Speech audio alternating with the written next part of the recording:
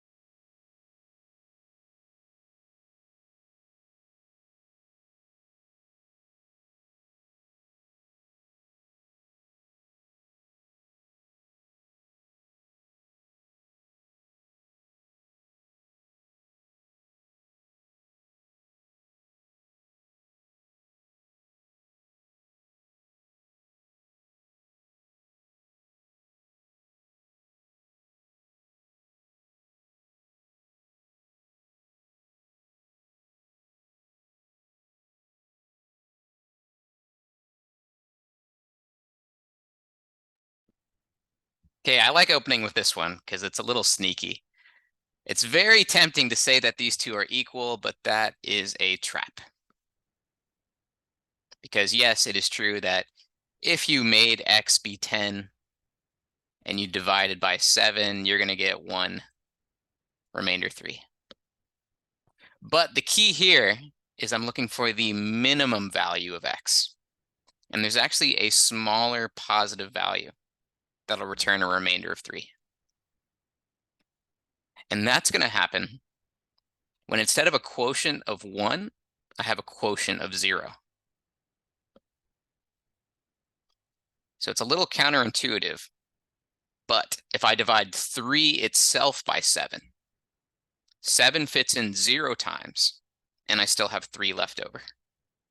So the actual answer is that quantity B is the bigger of the 2 values. So when it comes to remainders, a key that a lot of people forget is to remember the 0 quotient scenario.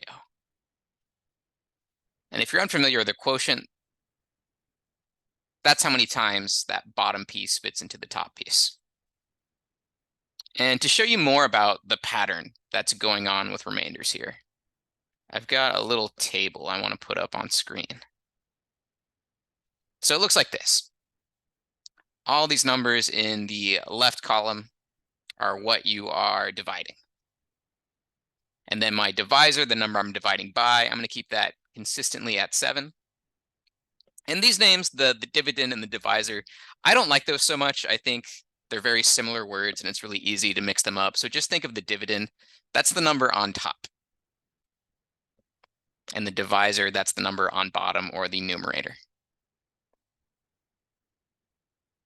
The quotient is how many times the bottom number fits in, and then the remainder is what you're left over with. And the pattern here, notice that when I'm dividing by 7, the remainder's going to keep on looping. 0, 1, 2, 3, 4, 5, 6.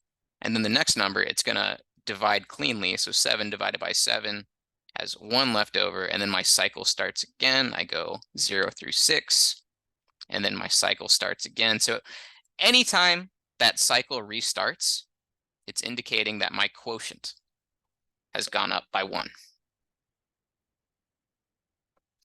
And also note that the biggest a remainder can ever be is the divisor minus 1. So the remainder range is always from 0 to the divisor. I'll call it the denominator, minus 1.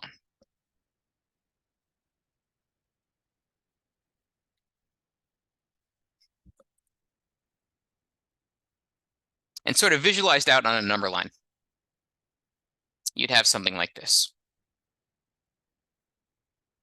So let's say there's the number 7, and then 14, and then 21.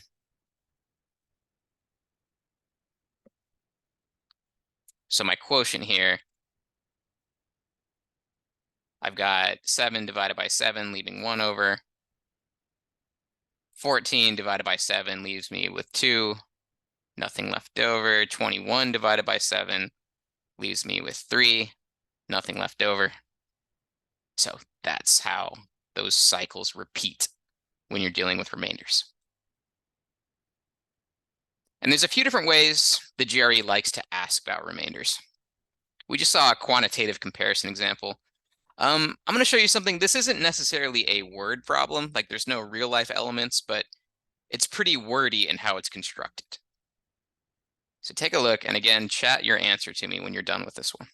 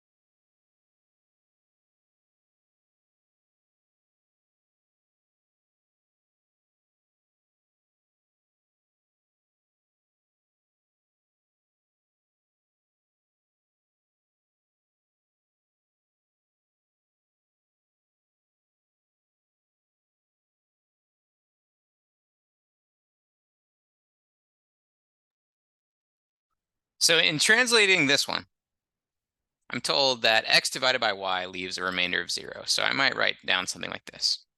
I'm not sure what that quotient's going to be, but I know I'm left with a remainder of 0. The second piece tells me z divided by y leaves a remainder of 3, so I could write something similar. I don't know the quotient, but this time I'll be getting a remainder of 3. And I think a fair way to approach this one is just to insert my own numbers and start seeing what happens. So if I want a remainder of 0, y has to be a divisor of x. And if I want to keep it really simple, I could even say something like x and y are both 5. And then 5 divided by 5 leaves 1 remainder 0.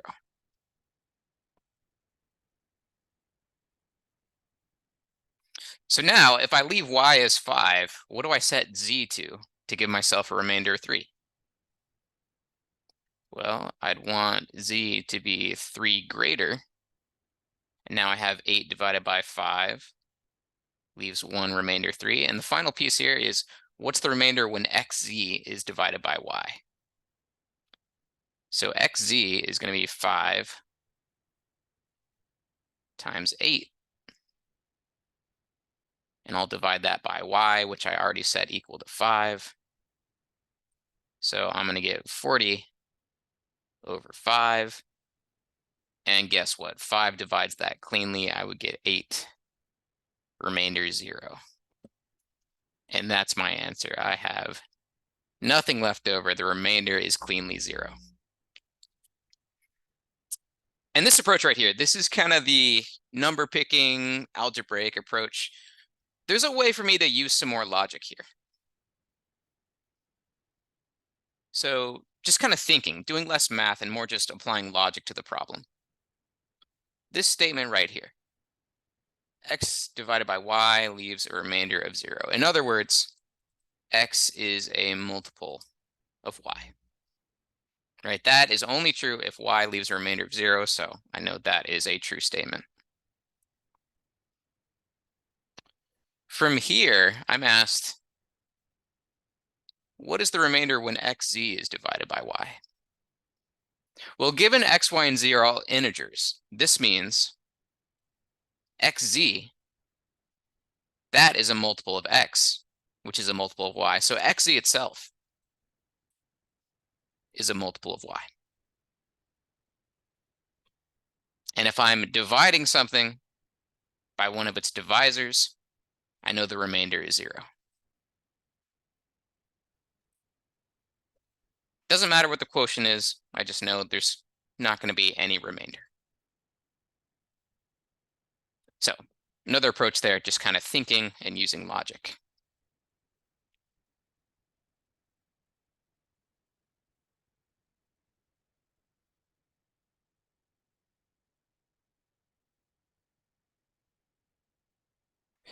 So I had an interesting question in the chat, which was, could z equal 3? So with the numbers I originally picked, I'd get this. I'd get 3 over 5 equals what?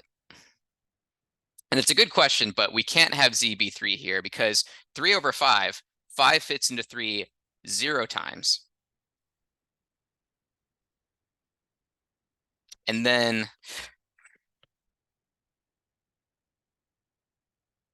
wait, no, I think I want to walk that back. I think z can be 3 here, right? Because 5 fits into 3 0 times. And then I'd have 3 left over. So then, when I do xz, it's going to be 5 times 3 over 5. So yeah, I take that back. You can totally make z be 3. That still works here. And you'll again have no remainder.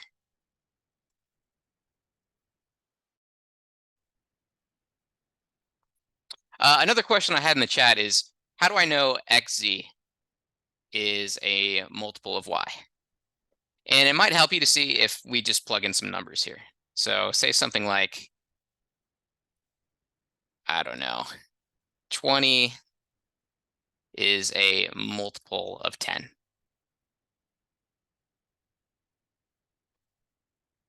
right? If I then multiply 20 by something, so let's say z is 3, then I'm just saying 60 is a multiple of 10 at that point, right? If I start with something that's a multiple of y, if I then scale that number up, it's still going to be a multiple of y.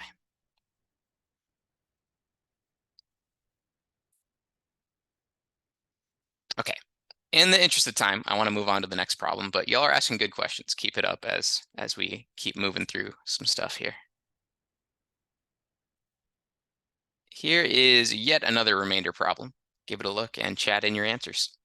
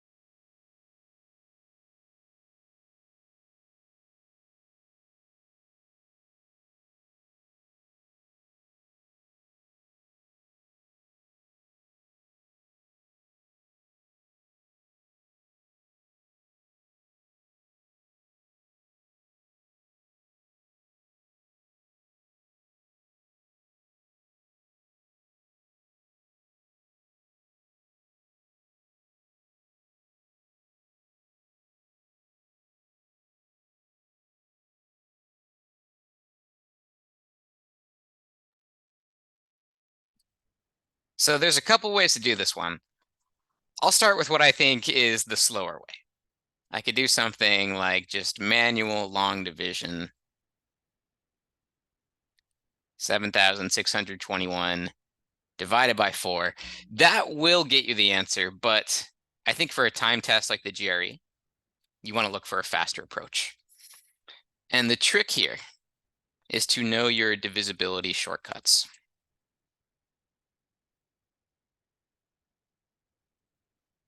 There's a way I can quickly test if any number is divisible by 4.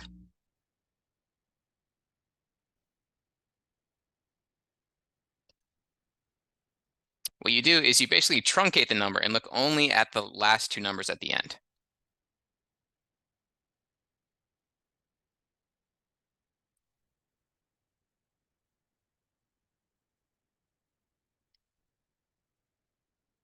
In fact, let me call it the final two-digit number.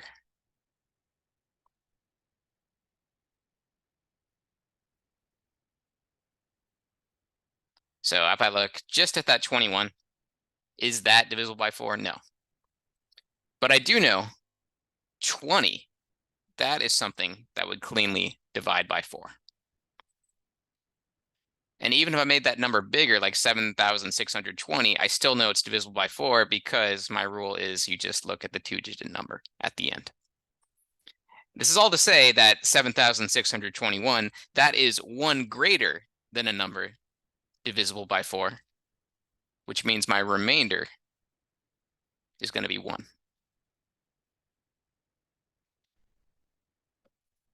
And if you're curious about the other divisibility tests, the only ones you'd ever see show up on the GRE, or the only ones that would be relevant for the GRE, are your rules for 2, 3, 4, 5, 6, 9, and 10. There's not really a clean rule for 7. If it were to show up, you would just use a calculator. There is a rule for 8, but I don't really ever see it tested on the GRE. It's similar to 4, but you would just look at the 3-digit number at the end. And one other thing that's interesting about these divisibility rules is that they can be combined. So if I draw your attention to 6, the way you test for divisibility by 6 is you check by both 2 and 3. And that's because 6 is equal to 2 times 3. So if it passed the test for both of those, you know it's going to be divisible by 6. By the same logic, I could sort of invent some new rules here. Like my rule for 15, I would test the rules for 3 and 5. Because 15 is equal to 3 times 5. So if I just pick a number and it passed both my 3 rule and my 5 rule, then I know it's divisible by 15.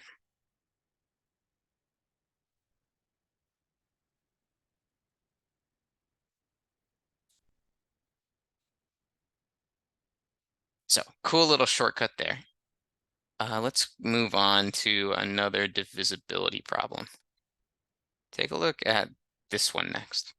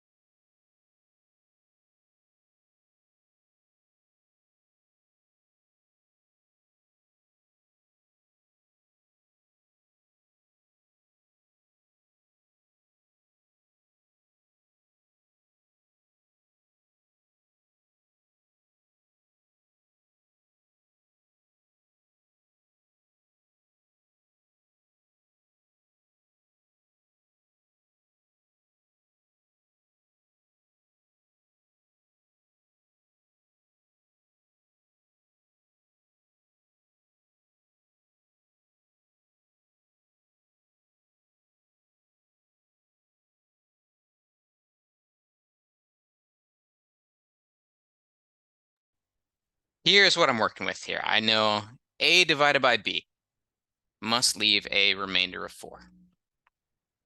And I'm trying to minimize these values. I want the smallest sum, so that means individually, I want to make A and B as small as they can be as well. And what's going to help here is remember what I said about the remainder range. A remainder can go from 0 all the way up to the denominator -1.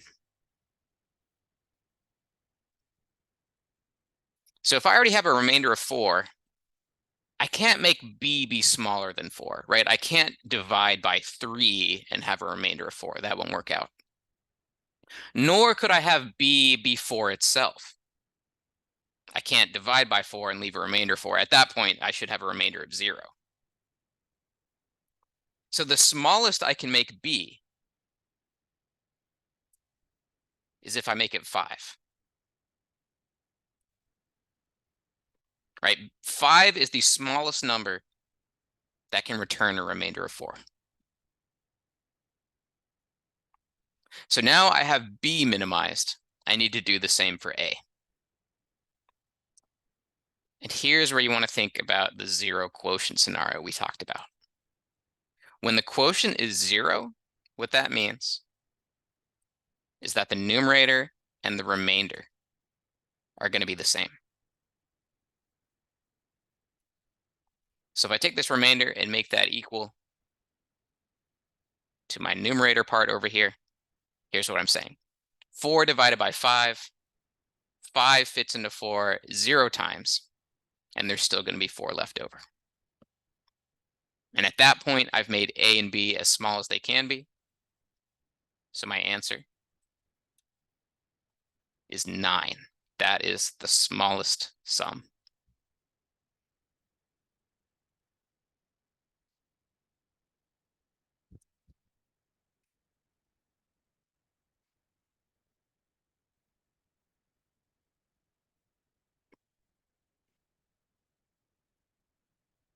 Okay, so I've asked a few open-ended questions here. I want to show you all a multiple choice problem next. Give this one a shot.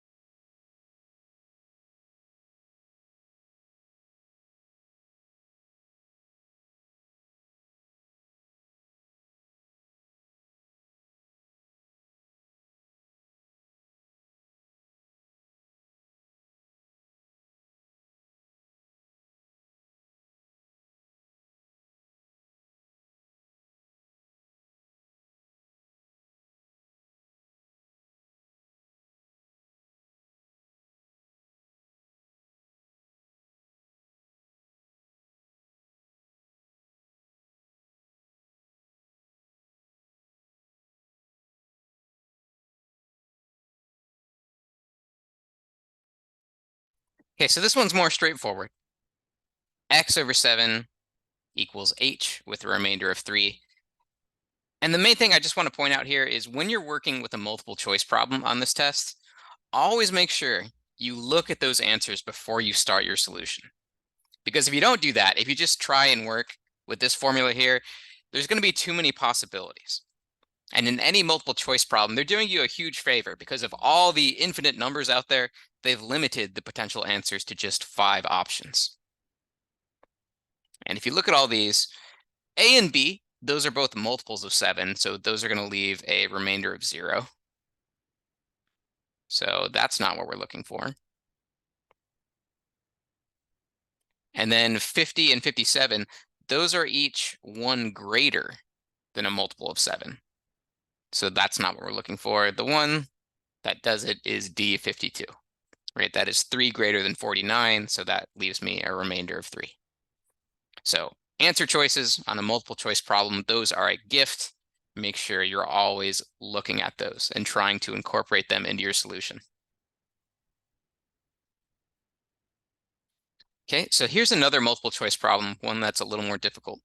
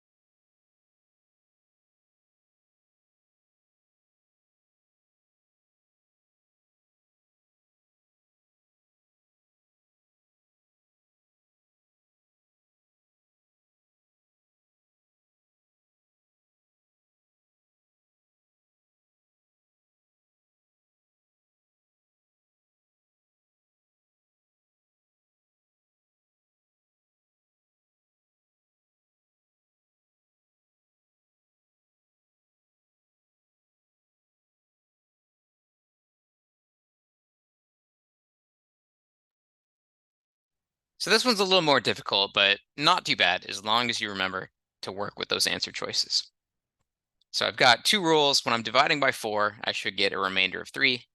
And when I'm dividing by 9, I should get a remainder of 4. So really, you're just going to go through each answer choice and test, starting with that 4 check. So 13 divided by 4, I have 1 left over, not 3. So get rid of that. And then 21 divided by 4, same thing. 20 fits cleanly, so 21 is going to leave 1 left over. Likewise, 22, that's going to leave 2 left over. And then 31 divided by 4. 4 fits cleanly into 28. So I am going to get a remainder of 3 here. So D is passing that blue test. Now I need to check divisibility by 9.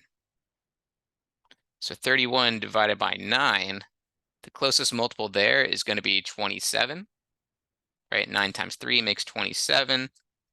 And then from there, I have 4 left over. So that's exactly what I need. I know the answer is D, and there's no need to test E at that point. So answer choices, those are your friends. On quant, anyway. On verbal, I'd kind of recommend the opposite. Don't look at the answers on verbal until you've kind of clarified in your own head what you think is a good vocabulary word or a good answer to a reading comprehension question. On quant, though, always check out those answers before you start solving.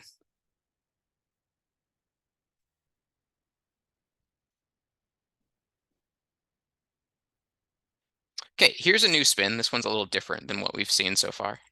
Try this one next.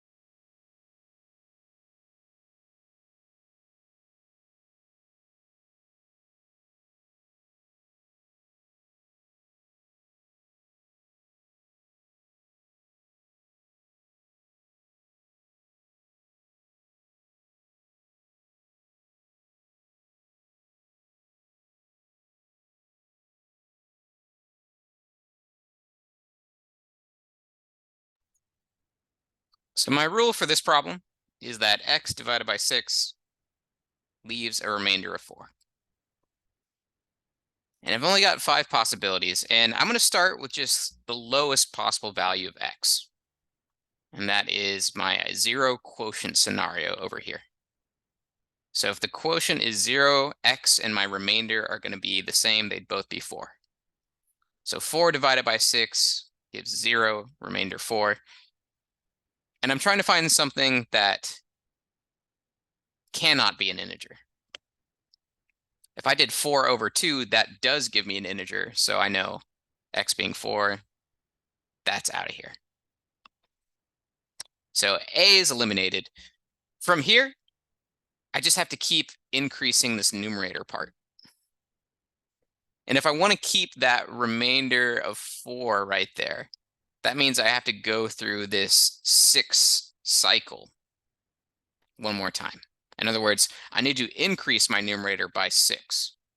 So the next possible value of x that's going to leave a remainder of 4 is 10. So 10 over 6, 6 fits in one time with 4 left over. But That doesn't help me eliminate anything. So I'll try incrementing again. The next value that leaves a remainder of 4 is 16. Unfortunately, I still didn't get any eliminations there, but don't stop, right? I bet I could do this 6 different times and still get some eliminations. And the next one, 22 over 6, that does allow me to eliminate something. If x were 22, then x over 11 would be an integer. So d is going to be eliminated. Let me add another 6 to the numerator. The next possibility is 28. And if x were 28, choice C would be an integer, so that's gone. Let me increase by 6 one more time. And if I had 34, then x over 17 would be 2. That is an integer, so E is out. So now by process of elimination, I know x over 3, that will never be an integer in this situation. So a bit of trial and error, but for a question like this, you're just kind of incrementing through those numerators. As long as you increase it by that denominator amount, you'll get the same remainder each time.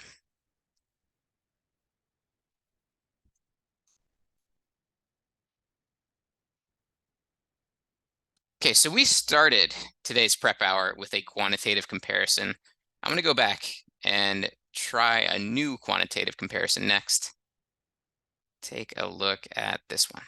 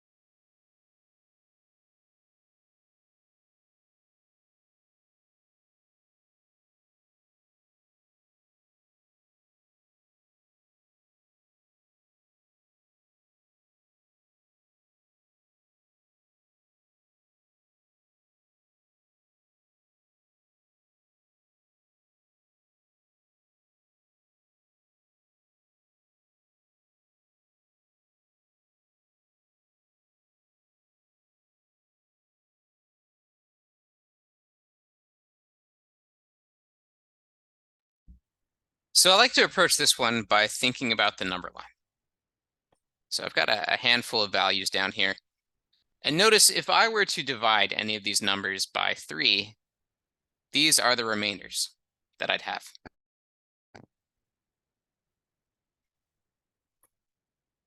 And what's going to happen when you plot n minus 2 and n plus 1 is it doesn't matter what the n value is, right? If I make n 6, then n minus 2 is 4 and n plus 1 is 7. And for both 4 and 7, I get a remainder of 1 when I divide by 3. And I can change my value of n, but it doesn't matter where I place n. n minus 2 and n plus 1 will always have the same remainder. And that's because n minus 2 and n plus 1 are always going to be 3 units apart. So they're going to align with this remainder cycle that repeats every 3 units. So no matter what, it's always the same remainder. And that means your answer is C. The two quantities are equal.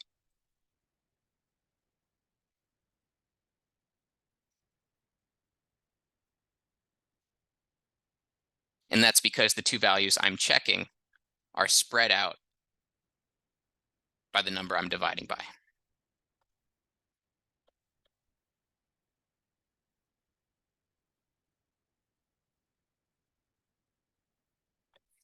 There was a comment in the chat that yes, n does have to be greater than 3, but n minus 2 can be less than 3. N minus 2 can be equal to 3. It's still going to apply here, right? It doesn't matter. Like, this is what my n value is. And no matter where I slide that on the number line, the remainders for n minus 2 and n plus 1, those will always be equal.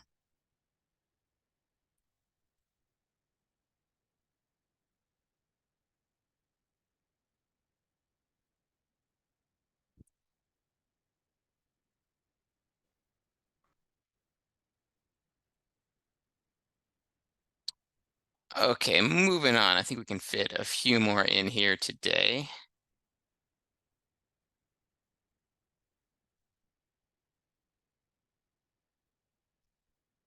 Okay, I like this one. This one's pretty conceptual.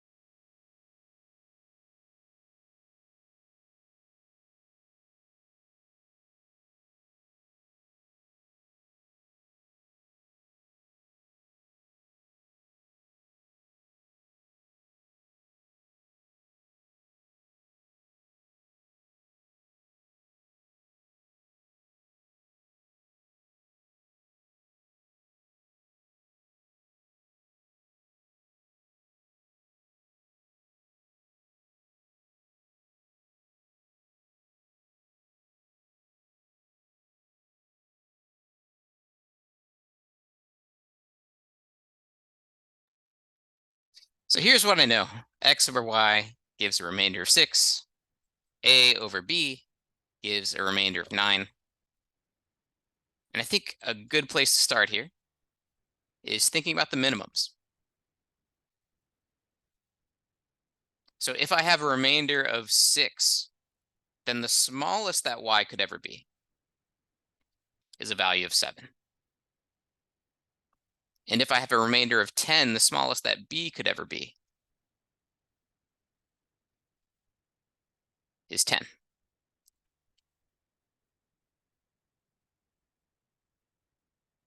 And then to minimize my numerators, I just set those equal to the denominators. So 6 could be X, and 9 could be A. And at this point, I've made everything as small as it can be in this problem. And if I'm looking for the value of Y plus B, I'd get 7 plus 10 makes 17. So that is a possible value, but remember, I made everything as small as it could be in this problem. So a sum like 15, I can't make the numbers any smaller to get to something like that. I could make them bigger to get to any of these other possibilities, but I can't go any smaller than 17. So 15 is the one that is impossible.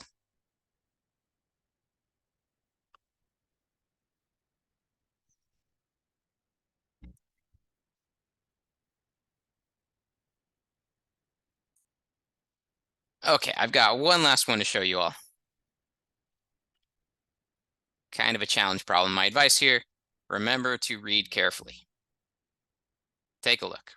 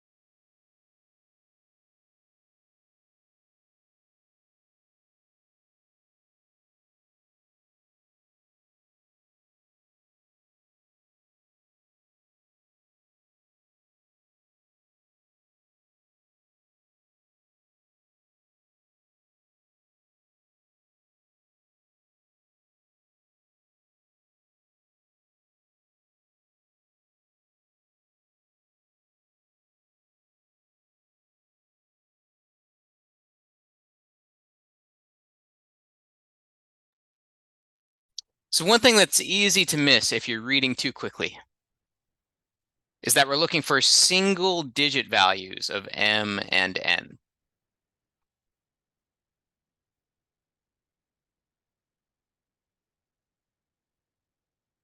So if I only have my single digits, there's only 9 possibilities. I can't divide by 0 because that breaks math, but I can think about the digits 1 through 9. The other big clue here is that I have a positive remainder. And if I, for example, when I divide 120 by 1, I don't get a positive remainder. I get a remainder of 0. And same thing when I divide by 2. It's not a positive remainder. It's a 0 remainder. And that's going to happen for most of these numbers. 120 is cleanly divided by a lot of these single digits, except for 2. 7 and 9 won't cleanly divide. And I don't really care so much what the remainder is, but it's enough to notice I will get a positive remainder when I divide by 7 or I divide by 9. And given that m is bigger than n, that means m must be 9 and n must be 7, which means 9 minus 7 is 2. So my answer here is, what is the remainder when 120 is divided by 2? And actually, I have it on screen already. 120 over 2 gives me 60 with a remainder of 0. So pretty challenging one. My advice here, though, is on quant, make sure you read slowly and carefully and don't just get tunnel vision, right? It's really easy on quant to look only at the numbers and you see that 120 and your eyes might kind of glaze over all the other material, but it's more of a reading comprehension question at this point. You got to make sure you pay attention to the words, not just the numbers.